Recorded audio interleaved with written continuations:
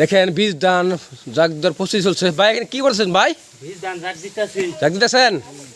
ও দেখেন এই যে সারিবদ্ধভাবে বীজ নেওয়া আনা হচ্ছে। দেখেন এই যে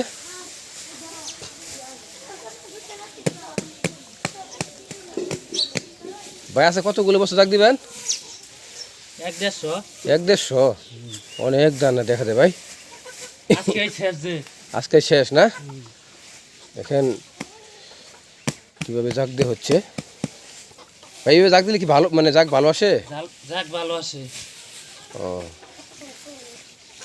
তাড়াতাড়ি জাগ আসে ভালো। মানে বস্তার উপরে আবার কি দিবেন?